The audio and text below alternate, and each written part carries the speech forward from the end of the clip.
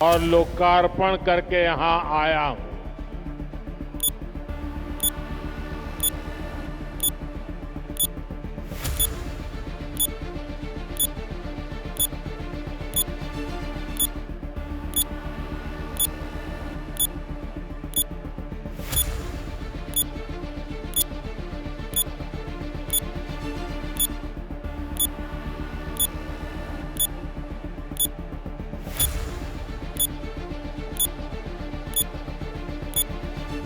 अरे अरे अरे अरे, ये क्या हो गया, ये क्या हो गया, ये क्या हो गया।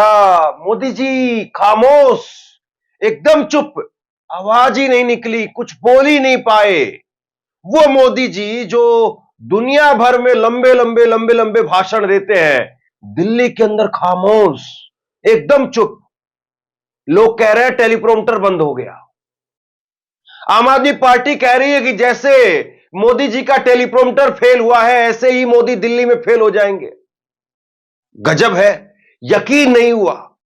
1-2 सेकंड नहीं, 10-20 सेकंड नहीं, 20-25 सेकंड नहीं, पूरे 30 सेकंड तक मोदी जी खामोश रहे।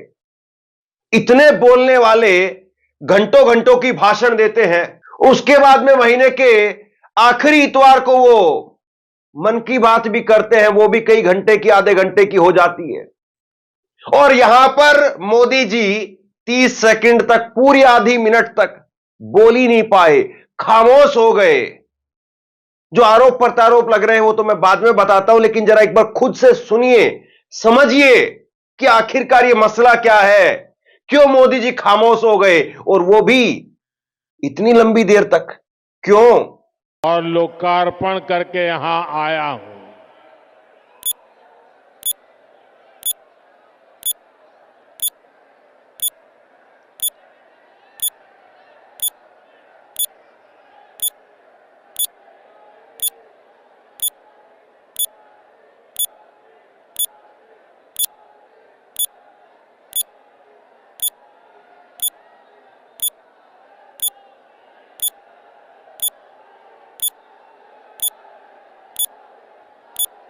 देखिए, मोदी जी की इस तरह की आपको कई सारी वीडियो मिल जाएंगी।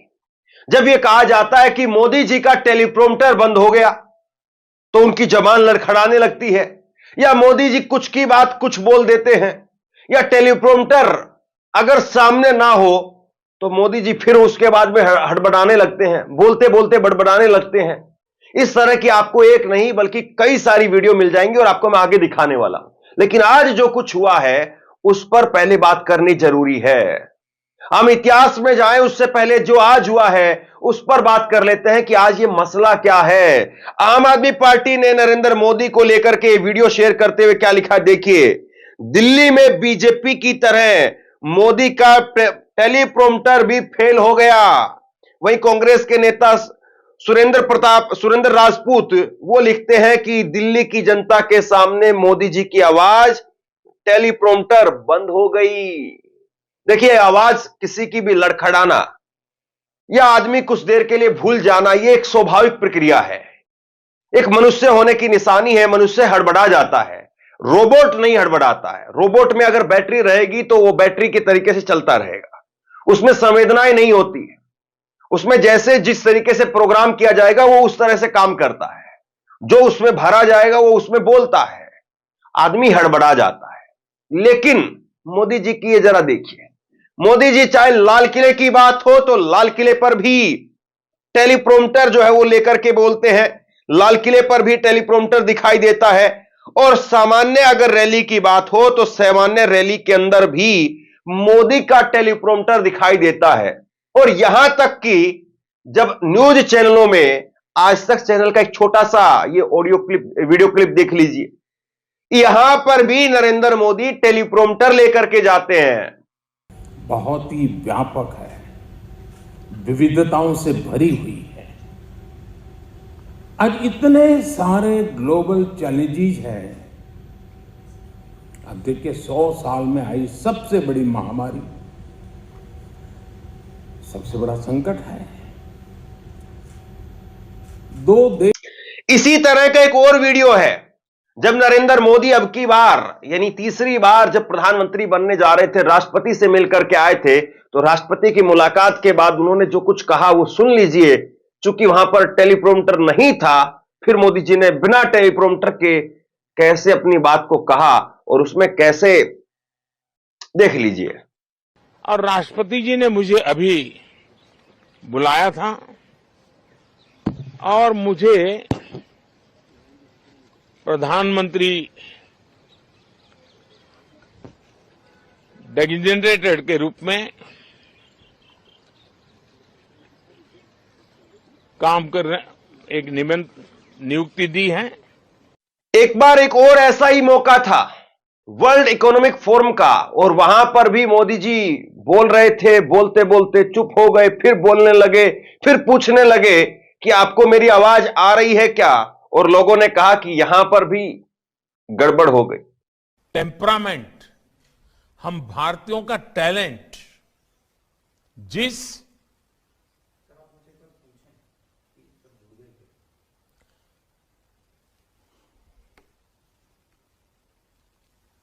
क्लॉस अप ठीक से सुना रहा है।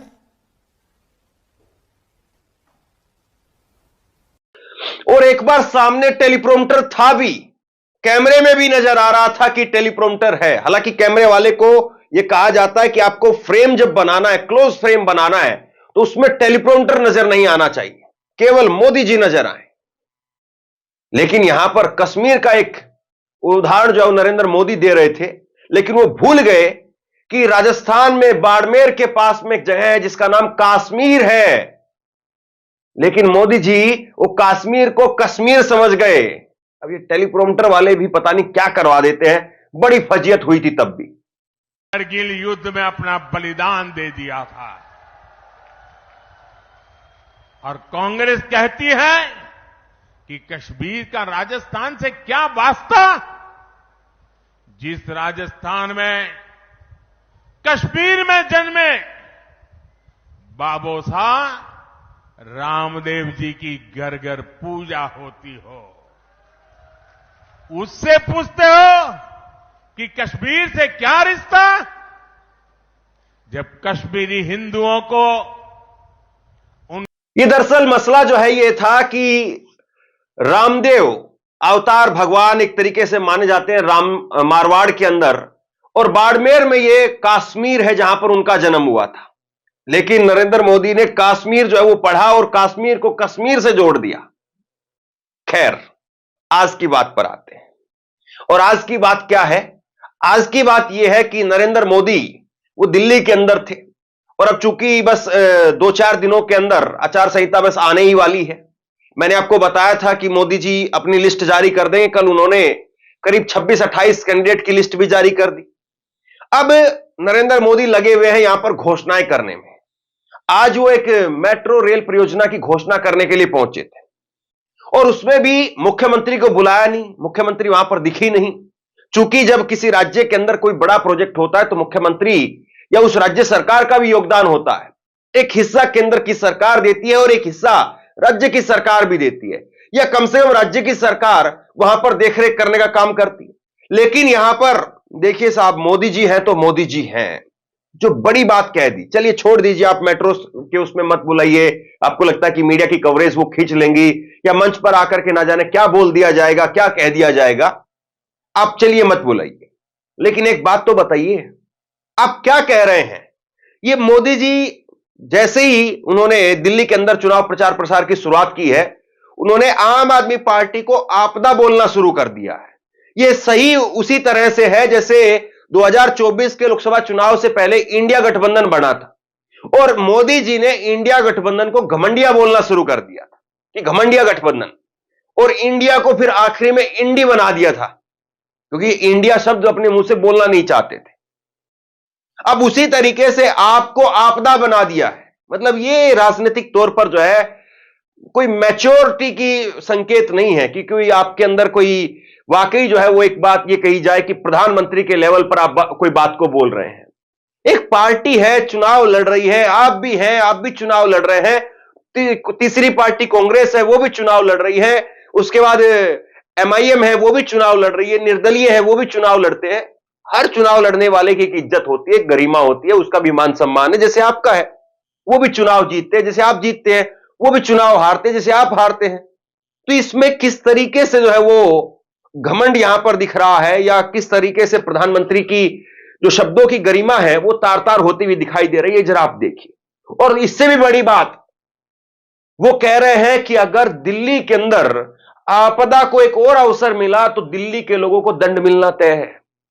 जरा पहले बयान देख लीजिए, ये एएनआई का बयान है और एएनआई ने यहां पर लिखा है कि आपदा वालों ने दिल्ली के 10 साल बर्बाद कर दिए। आपदा वालों को कोई भी दायित्व मिलने का मतलब है दिल्ली के लोगों को दंड मिलना। अब ये कमाल की बात है ना, मतलब अगर आप जीत जाएंगे तो आप इस देश को विश्व गुरु बना देंगे, ये आपका दावा है। बड़ी बात है, बहुत अच्छी बात है। और अगर कोई दूसरी पार्टी जीत जाएगी तो ये कहते हैं कि ये जीत गए तो घुसपैठिए आ जाएंगे। अब कह रहे हैं, झारखंड में यही वाला डायलॉग तो था ना, मुंह की खानी पड़ी, लेकिन वहां पर लोगों ने बता दिया घुसपैठिया घुसपैठिया क्या होता है। झारखंड में यही डायलॉग लेकर के घूम रहे थे कि अगर झारखंड में जीत गए तो घुसपैठिया आ जाएंगे। यहां तक कि नरेंद्र मोदी जी ने बोल दिया था कि आपकी बेटी उठा ले जाएंगे। मतलब कोई तो लेवल होता है ना। लेकिन अब दिल्ली में कह रहे हैं कि दिल्ली वालों को दंड मिलना तय है। ये गजब की बात है। कोई एक पार्टी जीतेगी, कोई एक पार्टी हारेगी, चुनाव का मतलब यही होता है। लेकिन कोई पार्टी जीत जाए तो उसका मतलब यह तो नहीं कि भाई कोई वो दंड देने के लिए जीती है, या जो हार गई है वो अगर जीत जाती तो वही पता नहीं क्या करती। ये कमाल की बात है और ये प्रधानमंत्री के लेवल पर ये चीजें शोभा नहीं देती है। और उसके बाद में नरेंद्र मोदी जब आज बोल रहे थे तो वही कैसेट फिर से डाल करके चलाने लगे शीश महल वाली, कि शीश महल शीश महल शीश महल। कोई और बड़ा मुद्दा नहीं है क्या? या शीश महल इतना बड़ा मुद्दा है तो ये शीश महल अभी क्यों आने लगा? और दूसरी बात, वो कह रहे कैग की रिपोर्ट आई है। पहले मैं बयान बता देता हूं, फिर कुछ सवाल हैं। क्या कहा मोदी जी ने, जरा सुनिए, लंबा बयान है उनका। उन्होंने कहा कि दिल्ली पर आपदा लाने वाले ये झूठा आरोप लगाते हैं कि केंद्र सरकार उन्हें काम नहीं करने देती है, केंद्र सरकार उन्हें पैसे नहीं देती है। ये कितने बड़े झूठे हैं, इसका उदाहरण शीश महल है। आज ही एक बड़े अखबार ने कैग के आधार पर शीश महल पर हुए खर्च का खुलासा किया है। जब दिल्ली के लोग कोरोना से जूझ रहे थे, जब दिल्ली के लोग ऑक्सीजन और दवाओं के लिए भटक रहे थे, तब इन लोगों का पूरा फोकस अपना शीश महल बनवाने पर था। इन्होंने शीश महल का भारी भरकम बजट बनाया। यही इनकी सच्चाई है। इन्हें दिल्ली के लोगों की कोई परवाह नहीं है। इसलिए आज हर दिल्ली वासी कह रहे हैं कि आपदा नहीं सहेंगे, बदल करके रहेंगे। 2-3 सवाल है मेरे, और आप बताइए सवाल सही है या गलत है। नरेंद्र मोदी जी ने कहा कि जब कोरोना का समय था, दिल्ली के लोग दवाई के लिए, ऑक्सीजन के लिए भटक रहे थे, उस वक्त में शीश महल बनवा रहे थे। पहला आरोप नरेंद्र मोदी जी का। आप नरेंद्र मोदी जी क्या देश को यह बता सकते हैं कि जिस वक्त में सेंट्रल विस्टा का प्रोजेक्ट चल रहा था, उस वक्त में कोरोना था देश में या नहीं था? कोरोना था, और कोरोना के समय पर भी तकरीबन सारे काम ठप थे, लेकिन सेंट्रल विस्टा का प्रोजेक्ट लगातार चलता रहा। जो नई संसद बनी, ये सारी जो नई बिल्डिंगें बनाई गई, वो प्रोग्राम चलता रहा लगातार, जबकि उसकी कोई जरूरत नहीं थी। पहली बात। दूसरी बात, कैग की रिपोर्ट ये कह रही है, कैग की रिपोर्ट वो कह रही है। हमने तो देखा ही नहीं है कैग की रिपोर्ट ने कभी नरेंद्र मोदी को लेकर के। और कैग की रिपोर्ट अगर कुछ कहती है तो उसमें फिर नरेंद्र मोदी उस कैग की रिपोर्ट का जिक्र नहीं करते हैं। चाहे आयुष्मान भारत को लेकर के अगर कैग की रिपोर्ट में सवाल खड़े होते हो, चाहे भारतमाला परियोजना रिपोर्ट के अंदर कैग की रिपोर्ट सवाल खड़े करती हो, लेकिन वहां पर नरेंद्र मोदी जिक्र नहीं करेंगे। यहां पर नरेंद्र मोदी कैग की रिपोर्ट लेकर के आ गए, और गजब कैग की रिपोर्ट है। तो किसी को तो आप दोषी ठहराइए ना, किसी को तो कटघरे में डालिए ना, या सिर्फ जो है राजनीति चलती रहेगी। देखिए, अरविंद केजरीवाल ने अगर मुख्यमंत्री आवास का निर्माण करवाया तो क्या वो अपने घर लेकर के जाएंगे? पहला सवाल। और क्या कोई और मुख्यमंत्री बनेगा तो उसको तोड़ करके खंडर बना करके रहेगा? वो उसी में रहेगा। और क्या प्रधानमंत्री नरेंद्र मोदी वो स्वयं फुटपाथ पर रहते हैं? या उन्होंने प्रधानमंत्री आवास का रेनोवेशन नहीं करवाया क्या? ये बातें जो है वो राजनीति के अंदर ठीक है, केजरीवाल ने अगर करवाया और उसमें कुछ 100 करोड़ रुपए अगर खर्च हो गए, उसके लिए आप इसको इतना बड़ा मुद्दा बना रहे हैं, तो ये देश में लाखों करोड़ रुपए का बजट माफ कर दिया जाता है ये अमीर अमीर घरानों का, क्या वो मुद्दा नहीं है? ये यहां पर कुछ 100 करोड़ रुपए वो आपके लिए इतना बड़ा मुद्दा है, और दूसरी तरफ पैसा माफ किया जा रहा है। या जो अंबानी, ये माफ कीजिए, अंबानी नहीं, विजय माल्या, नीरव मोदी, ललित मोदी, मेहुल चोकसी भाई, कितनों को आप लेकर के आ गए जो हजार हजार करोड़ रुपए, 10-10 हजार करोड़ रुपए लेकर के भाग गए। तो दिल्ली के अंदर अभी चुनाव जो है वो परवान चढ़ने लगा है, और अभी देखना बाकी है कि राजनीति कितने नीचे तक जाती है और कौन कौन सी चीज कहां कहां तक जो है वो निकल करके सामने आती है। बहरहाल इस वीडियो को आप लोग शेयर कीजिए, लोगों तक पहुंचाइए, और आप क्या सोचते हैं नीचे कमेंट बॉक्स में लिख करके जरूर बताइए। और इसी तरह की तमाम खबरों के लिए ऑनलाइन न्यूज इंडिया को सब्सक्राइब कीजिए। आपका बहुत बहुत धन्यवाद।